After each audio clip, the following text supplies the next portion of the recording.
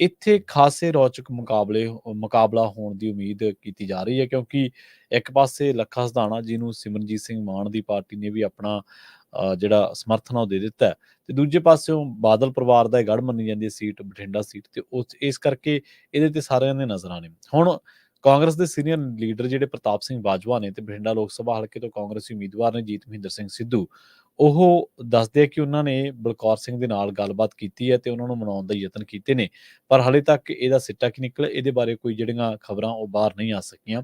ਚਰਚਾ ਕੱਲ੍ਹ ਹੀ ਸ਼ੁਰੂ ਹੋ ਗਈ ਸੀਗੀ ਕਿ ਬਲਕੌਰ ਸਿੰਘ ਕਾਂਗਰਸ ਵੱਲੋਂ ਨਹੀਂ ਸਗੋਂ ਆਜ਼ਾਦ ਉਮੀਦਵਾਰ ਵਜੋਂ ਚੋਣ ਲੜਨਗੇ। ਆਜ਼ਾਦ ਉਮੀਦਵਾਰ ਚੋਣ ਲੜਨ ਦੀ ਚਰਚਾ ਤੋਂ ਬਾਅਦ ਕਾਂਗਰਸ ਉਹਨਾਂ ਨੂੰ ਮਨਾਉਣ ਦੇ ਵਿੱਚ ਲੱਗੀ ਹੋਈ ਹੈ। ਹੁਣ ਜਦੋਂ ਕਿ ਸਿੱਧੂ ਮੂਸੇਵਾਲਾ ਦਾ ਛੋਟਾ ਭਰਾ ਸੰਸਾਰ ਦੇ ਵਿੱਚ ਆ ਗਿਆ ਤੇ ਮੂਸੇਵਾਲਾ ਦੀ ਮਾਤਾ ਚਰਨ ਕੌਰ ਦੀ ਹਸਪਤਾਲ ਦੇ ਵਿੱਚੋਂ ਛੁੱਟੀ ਵੀ ਮਿਲ ਗਈ ਹੈ, ਤਾਂ ਬਲਕੌਰ ਸਿੰਘ ਚੋਣ ਸਫ਼ਰ ਸ਼ੁਰੂ ਕਰਨ ਦੇ ਲਈ ਤਿਆਰ ਨੇ। ਲੋਕ ਰਾਜ ਪੰਜਾਬ ਵੱਲੋਂ ਇਸੇ ਦੌਰਾਨ ਦੱਸਿਆ ਜਾ ਰਿਹਾ ਕਿ ਮਰਹੂਮ ਪੰਜਾਬੀ ਗਾਇਕ ਸਿੱਧੂ ਮੂਸੇਵਾਲਾ ਦੇ ਪਿਤਾ ਨੂੰ ਲੋਕ ਸਭਾ ਚੋਣ ਲੜਨ ਦੇ ਲਈ ਮਨਾਉਣ ਦੇ ਵਿੱਚ ਸਫਲ ਰਹਿਣ ਦਾ ਦਾਅਵਾ ਕੀਤਾ ਗਿਆ ਡਾਕਟਰ ਮਨਜੀਤ ਸਿੰਘ ਰੰਧਾਵਾ ਨੇ। ਉਹਨਾਂ ਨੇ ਦੱਸਿਆ ਕਿ ਮੂਸੇਵਾਲਾ ਪਰਿਵਾਰ ਲੋਕ ਸਭਾ ਚੋਣ ਆਜ਼ਾਦ ਉਮੀਦਵਾਰ ਵਜੋਂ ਹੀ ਲੜੇਗਾ। ਉਹਨਾਂ ਇਹ ਵੀ ਦੱਸਿਆ ਕਿ ਪਰਿਵਾਰ ਨੇ ਆਜ਼ਾਦ ਉਮੀਦਵਾਰ ਵਜੋਂ ਚੋਣ ਲੜਨ ਬਾਰੇ ਆਪਣਾ ਫੈਸਲਾ ਕਾਂਗਰਸ ਹਾਈ ਕਮਾਂਡ ਨੂੰ ਚੋਣ ਕਮੇਟੀ ਦੀ ਪਰਸੋਂ ਰਾਤ ਨੂੰ ਦੱਸ ਦਿੱਤਾ ਸੀਗਾ, ਤਾਂ ਜੋ ਕਾਂਗਰਸ ਬਠਿੰਡਾ ਤੋਂ ਆਪਣਾ ਐਲਾਨਾ ਉਮੀਦਵਾਰ ਵਾਪਸ ਲੈਣ ਬਾਰੇ ਜਿਹੜਾ ਫੈਸਲਾ ਉਹ ਕਰ ਸਕੇ। ਹੁਣ ਤੁਸੀਂ ਦੇਖੋ ਕਿ ਜਿੱਥੇ-ਜਿੱਥੇ ਵੀ ਇਤਰਾਜ਼ ਨੇ, ਜਿੱਥੇ-ਜਿੱਥੇ ਵੀ ਟਿਕਟਾਂ ਦੀ ਵੰਡ ਹੋਈ ਹੈ, ਚਾਹੇ ਉਹ ਸੰਗਰੂਰ ਦੇ ਵਿੱਚ ਇਹਨਾਂ ਦਾ ਗੋਲਡੀ ਜੋ ਖੰਗੂੜਾ ਜਿਹੜਾ ਨੌਜਵਾਨ ਮੁੰਡਾ ਪਹਿਲਾਂ ਇੱਕ ਵਾਰੀ ਐਮਐਲਏ ਵੀ ਬਣਿਆ ਸੀਗਾ, ਪਰ ਉਹ ਸੁਖਪਾਲ ਖਹਿਰਾ ਨੂੰ ਟਿਕਟ ਮਿਲਣ ਤੋਂ ਥੋੜ੍ਹਾ ਜਿਹਾ ਨਾਰਾਜ਼ ਤੇ ਉਦਾਸ ਚੱਲ ਰਿਹਾ ਸੀ। ਉਹਨੇ ਵੀ ਕੱਲ੍ਹ ਸ਼ਹਿਰੋ-ਸ਼ਾਇਰੀ ਕਰਕੇ ਕਾਫੀ ਦਿਨ ਰੌਚਕ ਬਣਾਈ ਰੱਖਿਆ। ਇਸ ਤਰ੍ਹਾਂ ਜਿਹੜੀਆਂ ਹੋਰ ਟਿਕਟਾਂ ਦੀ ਵੰਡ ਹੋਈ ਹੈ, ਖਡੂਰ ਸਾਹਿਬ ਤੋਂ ਜ਼ੀਰਾ ਨੂੰ ਲਿਆਂਦਾ ਗਿਆ, ਕੁਲਬੀਰ ਜ਼ੀਰਾ ਨੂੰ, ਉਹ ਉੱਥੇ ਚੋਣ ਲੜਨਗੇ ਤੇ ਉੱਥੇ ਜਿਹੜਾ ਪਰਿਵਾਰ ਹੈ ਰਾਣਾ ਪਰਿਵਾਰ ਉਹ ਟਿਕਟ ਦਾ ਦਾਅਵੇਦਾਰ ਸੀਗਾ। ਇਸੇ ਤਰ੍ਹਾਂ ਜਿਹੜੇ ਅਨੰਦਪੁਰ ਸਾਹਿਬ ਆ ਉੱਥੋਂ ਖਾਸੇ ਦਾਅਵੇਦਾਰ ਸੀਗੇ ਤੇ ਉੱਥੋਂ ਹੁਣ ਟਿਕਟ ਦਿੱਤੀ ਗਈ ਹੈ ਵਿਜੇਂਦਰ ਸਿੰਗਲਾ ਨੂੰ। ਲੁਧਿਆਣਾ ਦੇ ਵਿੱਚ ਅਮਰਿੰਦਰ ਸਿੰਘ ਰਾਜਾ ਵੜਿੰਗ ਨੂੰ ਲਿਆਂਦਾ ਗਿਆ, ਜਦ ਕਿ ਇੱਥੇ ਵੀ ਤੁਹਾਨੂੰ ਪਤਾ ਹੈ ਪਾਂਡੇ ਦਾ ਪਰਿਵਾਰ, ਰਾਕੇਸ਼ ਪਾਂਡੇ 6 ਵਾਰ ਦੇ ਐਮਐਲਏ ਨੇ। ਹੋਰ ਜਿਹੜੀਆਂ ਫੈਮਲੀਜ਼ ਨੇ, ਭਾਰਤ ਭੂਸ਼ਣ ਆਸ਼ੂ ਹੈ, ਉਹਨਾਂ ਦਾ ਪਰਿਵਾਰ ਵੀ ਇਸ ਚੀਜ਼ ਦੇ ਇਤਰਾਜ਼ ਪ੍ਰਗਟ ਕਰ ਚੁੱਕਿਆ ਕਿ ਨਹੀਂ, ਇਹ ਨਹੀਂ ਹੋਣਾ ਚਾਹੀਦਾ।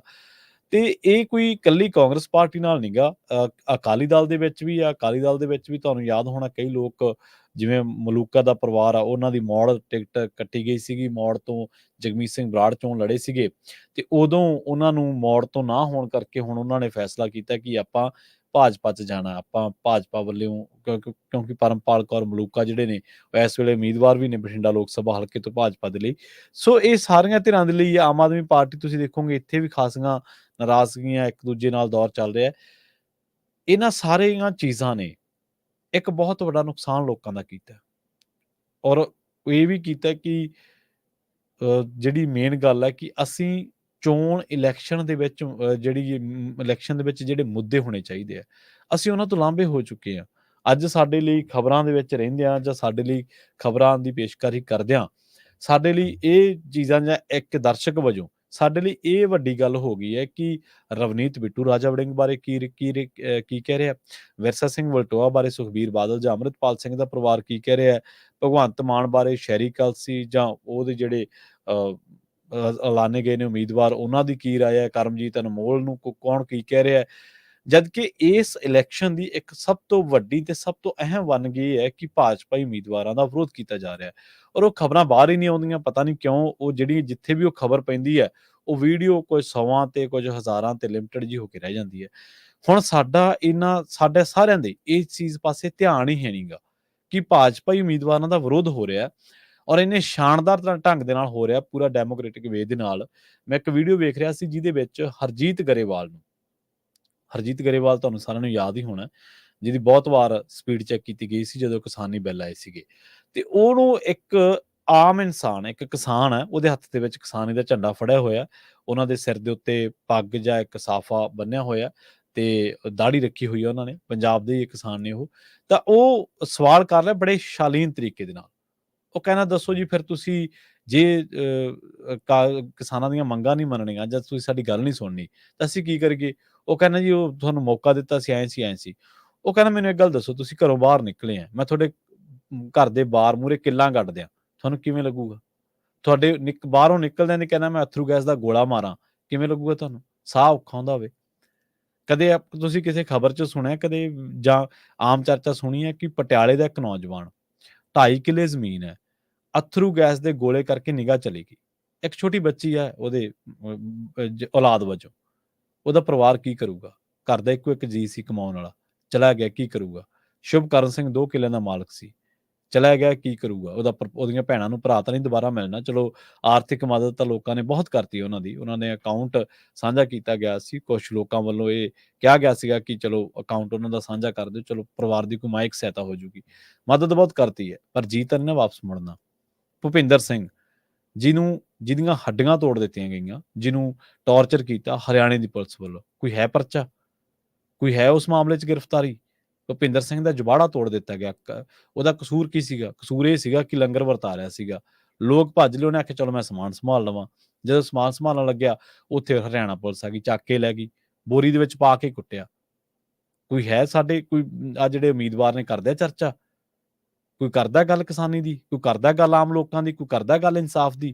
ਕੋਈ ਕਰਦਾ ਗੱਲ ਜਸਟਿਸ ਦੀ, ਨਿਆਂ ਦੀ, ਸੱਤਾਧਾਰੀਆਂ ਤੋਂ ਲੈ ਕੇ? ਔਰ ਇਹਨਾਂ ਨੇ ਸਾਨੂੰ ਫਸਾ ਰੱਖਿਆ। ਇਹ ਲੋਕ ਸਾਡਾ ਨੁਕਸਾਨ ਕਰ ਰਹੇ ਨੇ ਆਪਦੀਆਂ ਗੱਲਾਂ 'ਚ ਫਸਾ ਕੇ। ਅਸੀਂ ਕੀ ਲੈਣਾ? ਕੋਈ ਰਵਨੀਤ ਬਿੱਟੂ ਕੀ ਕਹਿੰਦਾ ਵੜਿੰਗ ਬਾਰੇ ਕਹੀ ਜਾਵੇ, ਸਾਨੂੰ ਕੀ? ਕਾਂਗਰਸੀ ਨੇ ਦੋਨੇ ਇਕੱਠੇ, ਇਲੈਕਸ਼ਨ ਤੋਂ ਪਹਿਲਾਂ ਇਕੱਠੇ ਸੀਗੇ, ਇਲੈਕਸ਼ਨ ਆ ਕੇ ਅੱਡ ਹੋ ਕੇ ਬਾਅਦ 'ਚ ਇਕੱਠੇ ਹੋ ਜਾਣਗੇ। ਅਸੀਂ ਕੀ ਲੈਣਾ ਕੁਲਦੀਪ ਧਾਲੀਵਾਲ ਨੂੰ ਕੋਈ ਕੀ ਕਹਿ ਰਿਹਾ, ਕੋਈ ਕੀ ਉਹਦੇ ਬਾਰੇ ਭਗਵੰਤ ਮਾਨ ਕੀ ਕਹਿ ਰਿਹਾ? ਸਾਡੀ ਗੱਲ ਤੁਸੀਂ ਲੋਕ ਸਭਾ 'ਚ ਰੱਖੋਗੇ, ਜੇ ਜਿੱਤੇ ਤਾਂ। ਤੁਹਾਡੇ ਮੂਹਰੇ ਮਾਦਾ ਹੈ ਮੋਦੀ ਮੂਹਰੇ ਖੜਨ ਦਾ, ਉਹ ਰਿਪੀਟ ਹੋ ਗਿਆ ਤਾਂ ਤੁਸੀਂ ਗੱਲ ਕਰ ਸਕੋਗੇ? ਪਹਿਲੇ 13 ਨੂੰ ਪੁੱਛ ਕੇ ਵੇਖੋ ਉਹਨਾਂ ਦੀ ਪਰਫਾਰਮੈਂਸ, ਉਹਨਾਂ ਦੇ ਵਿੱਚੋਂ ਵੀ ਕਈ ਤਾਂ ਹੋਣਗੇ ਉਮੀਦਵਾਰ, ਪੁੱਛ ਕੇ ਦੇਖੋ ਕਿ ਤੁਸੀਂ ਕੀ ਕਿਹਾ। ਮੋਦੀ ਮੂਹਰੇ ਕਦੇ ਖੜੇ ਹੋ? ਕਦੇ ਲੋਕ ਸਭਾ ਦੇ ਵਿੱਚ ਖੜ ਕੇ ਗੱਲ ਕੀਤੀ ਹੈ ਕਿਸਾਨੀ ਦੀ? ਸੁਸ਼ੀਲ ਰਿੰਕੂ ਜਿਹੜਾ ਜਲੰਧਰ ਤੋਂ ਉਮੀਦਵਾਰ ਸੀਗਾ ਆਮ ਆਦਮੀ ਪਾਰਟੀ ਦਾ, ਸੰਗਲ ਪਾਈ ਖੜੇ ਸੀਗੇ ਉੱਥੇ ਲੋਕ ਸਭਾ ਦੇ ਬਾਹਰ। ਚਲੋ ਚੰਗੀ ਗੱਲ ਆ, ਸੰਕੇਤਕ ਹੀ ਸਹੀ, ਪਰ ਵਿੱਚ ਤਾਂ ਕਦੇ ਬੋਲਦੇ ਸੁਣੇ ਨਹੀਂਗੇ। ਕੀ ਕਹਿਣਾ ਇੱਕ ਦੋ ਮਾਮਲਿਆਂ ਤੇ ਬੋਲਦੇ ਹੋਣ। ਹੁਣ ਚੱਕ ਕੇ ਉਹਨਾਂ ਨਹੀਂ ਜਾਵੜੇ ਜਿਨ੍ਹਾਂ ਨੂੰ ਕਹਿੰਦੇ ਸੀਗੇ ਕਿ ਇਹਨਾਂ ਨੇ ਲੋਕਤੰਤਰ ਖਤਮ ਕੀਤਾ। ਰਾਜਕੁਮਾਰ ਚੱਬੇਵਾਲ ਸੰਗਲਾਂ 'ਚ ਬੰਨੀ ਖੜੇ ਸੀਗੇ ਆਪਣੇ ਆਪ ਨੂੰ ਵਿਧਾਨ ਸਭਾ ਦੇ ਬਾਹਰ। ਕਾਂਗਰਸੀ ਐਮਐਲਏ ਜੋ ਸੀਗੇ, ਕਹਿੰਦੇ 70,000 ਕਰੋੜ ਦਾ ਕਰਜ਼ਾ ਚੜ ਗਿਆ। ਉਹ ਕਰਜ਼ਾ ਪਤਾ ਨਹੀਂ ਚੜਿਆ ਕਿ ਲਿਆ, ਕਿ ਪਤਾ ਨਹੀਂ ਕਿਹਨੇ ਇਹਨਾਂ ਨੂੰ ਚੈੱਕ ਸਾਈਨ ਕਰਕੇ ਦੇਤਾ 70,000 ਕਰੋੜ ਦਾ। ਉਹ ਲੈ ਵੀ ਗਿਆ ਤੇ ਉਹ ਫਿਰਦੇ ਨੇ ਹੁਸ਼ਿਆਰਪੁਰ ਤੋਂ ਉਮੀਦਵਾਰ ਨੇ ਆਮ ਆਦਮੀ ਪਾਰਟੀ ਦੇ। ਕੀ ਫਰਕ ਪੈਂਦਾ? ਉਹ ਲੋਕਾਂ ਨੇ ਤੁਹਾਨੂੰ ਚੁਣਿਆ, ਲੋਕਾਂ ਨੇ ਵੋਟਾਂ ਪਾਈਆਂ, ਤੁਸੀਂ ਸਾਡਾ ਦੁੱਖ ਦਰਦ ਜਾਣੋਗੇ, ਸਾਨੂੰ ਥੋੜੀ ਜਿਹੀ ਰਾਹਤ ਮਿਲੂਗੀ, ਹੁਕਮਰਾਨ ਦੀਆਂ ਅੱਖਾਂ 'ਚ ਅੱਖਾਂ ਪਾ ਕੇ ਗੱਲ ਕਰੋਗੇ। ਪਰ ਤੁਸੀਂ ਤਾਂ ਸੌਦੇ ਕਰੀ ਜਾਂਦੇ, ਤੁਹਾਡੇ 'ਚੋਂ ਦਾਦੇ ਉੱਥੇ ਬੈਠੀ। ਸੂਰਤ ਦੀ ਰਿਪੋਰਟ ਤੁਹਾਡੇ ਨਾਲ ਸਾਂਝੀ ਕੀਤੀ ਸੀ, ਹੋਟਲ ਦੇ ਵਿੱਚ ਹੀ ਸਾਰਾ ਕੁਝ ਹੋ ਗਿਆ। ਇੱਕ ਹੋਟਲ ਦੇ ਵਿੱਚੋਂ ਇਲੈਕਸ਼ਨ ਡਿਸਾਈਡ ਹੋ ਗਿਆ ਕਿ ਕੌਣ ਜਿੱਤੂਗਾ। ਕਮਾਲ ਦੀ ਗੱਲ। ਔਰ ਲੱਖਾਂ ਉੱਥੇ ਵੋਟਰ ਹੋਣਗੇ। ਆਹ ਡੈਮੋਕ੍ਰੇਸੀ ਅਸੀਂ ਲੋਕਾਂ ਸਾਹਮਣੇ ਪੇਸ਼ ਕਰ ਰਹੇ ਹਾਂ। ਕਹਿਣ ਤੋਂ ਭਾਵ ਇਹ ਹੈ ਕਿ ਇਹ ਇਲੈਕਸ਼ਨ, ਇਹ ਚੋਣਾਂ ਮੁੱਦਾ ਰਹਿਤ ਚੋਣਾਂ ਹੋ ਚੁੱਕੀਆਂ ਨੇ। ਕੋਈ ਇਹਨਾਂ ਬਾਰੇ ਗੱਲ ਨਹੀਂ ਕਰਦਾ, ਕੋਈ ਕਿਸਾਨੀ ਦੀ ਗੱਲ ਨਹੀਂ ਕਰਦਾ, ਕੋਈ ਲੋਕ ਮੁੱਦਿਆਂ ਦੀ ਗੱਲ ਨਹੀਂ ਕਰਦਾ, ਕੋਈ ਲੀਡਰ ਸਾਡੀ ਰਾਜਧਾਨੀ ਦੀ ਗੱਲ ਨਹੀਂ ਕਰਦਾ, ਸਾਡੇ ਪਾਣੀਆਂ ਦੀ ਗੱਲ ਨਹੀਂ ਕਰਦਾ। 1 ਤਰੀਕ ਪੈ ਲੈਣ SYL ਦੀ ਸੁਪਰੀਮ ਕੋਰਟ ਦੇ ਵਿੱਚ, ਉਦਾਂ ਹੀ ਸਾਰਿਆਂ ਦੇ ਬਿਆਨ ਆ ਜਾਣਗੇ, ਪੰਜਾਬ ਦੇ ਖਾਤਰ ਕੁਰਬਾਨੀ ਕਰ ਦਿਆਂਗੇ, ਐਂ ਕਰ ਦਿਆਂਗੇ, ਉਹ ਕਰ ਦਿਆਂਗੇ, ਵਾਹ ਕਰ ਦਿਆਂਗੇ। ਕੋਈ 2 ਵਾਰ ਦਾ MP ਹੈ, ਕੋਈ 3 ਵਾਰ ਦਾ MLA ਹੈ, ਕੋਈ 4 ਵਾਰ ਦਾ ਰਾਜ ਸਭਾ ਮੈਂਬਰ ਹੈ, ਕੋਈ ਦਹਾਕਿਆਂ ਤੋਂ ਇੱਥੇ ਕਰ ਰਿਹਾ। ਕੀ ਕੀਤਾ ਉਹਨਾਂ ਨੇ?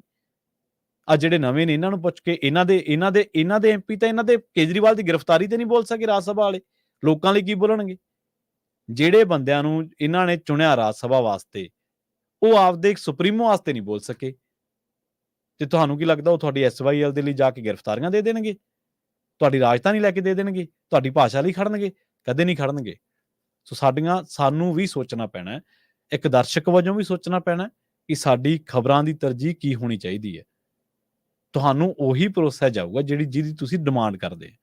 ਤੇ ਸਾਨੂੰ ਵੀ ਇੱਕ ਨਿਊਜ਼ ਪ੍ਰੈਜ਼ੈਂਟਰ ਵਜੋਂ, ਸਾਨੂੰ ਵੀ ਇੱਕ ਖਬਰਾਂ ਦੇ ਵਿੱਚ ਰਹਿੰਦੇ ਹਾਂ, ਸਾਨੂੰ ਇਹ ਦੇਖਣਾ ਪਊਗਾ ਕਿ ਕੀ ਸਾਡੇ ਤਰਜੀਹੀ ਮੁੱਦੇ ਇਹ ਨੇ ਕਿ ਕਿਹੜਾ ਕੀ ਬੋਲ ਰਿਹਾ, ਬਿਆਨ ਨੇ ਸਾਡੇ ਮੁੱਦੇ, ਜਾਂ ਲੋਕਾਂ ਦੇ ਮੁੱਦੇ ਸਾਡੇ ਮੁੱਦੇ ਸਾਡੀ ਗੱਲਬਾਤ 'ਚ ਹੋਣੇ ਚਾਹੀਦੇ ਆ। ਪ੍ਰੋਗਰਾਮ ਖਬਰ ਤੇ ਨਜ਼ਰ ਨੂੰ ਆਪਾਂ ਇੱਥੇ ਹੀ ਸਮਾਪਤ ਕਰਾਂਗੇ। ਪੰਜਾਬੀ ਰੇਡੀਓ USA ਦੀ ਅਗਲੀ ਪੇਸ਼ਕਸ਼ ਪ੍ਰੋਗਰਾਮ ਅਪਡੇਟ ਅਮਰੀਕਾ ਪ੍ਰੋਗਰਾਮ ਦੇ ਵਿੱਚ ਅਮਰੀਕਾ ਦੇ ਨਾਲ ਵਿਸ਼ਵ ਭਰ ਦੇ ਵਿੱਚ ਵਾਪਰੀਆਂ ਅਹਿਮ ਵੱਡੀਆਂ ਖਾਸ ਘਟਨਾਵਾਂ, ਖਬਰਾਂ ਦੇ ਬਾਰੇ ਤੁਹਾਨੂੰ ਦਿੱਤੀਆਂ ਜਾਣਗੀਆਂ ਜਾਣਕਾਰੀਆਂ। ਜੁੜੇ ਰਹੋ ਪੰਜਾਬੀ ਰੇਡੀਓ USA ਦੇ ਨਾਲ। ਬਹੁਤ ਬਹੁਤ ਧੰਨਵਾਦ। ਸਤਿ ਸ੍ਰੀ ਅਕਾਲ।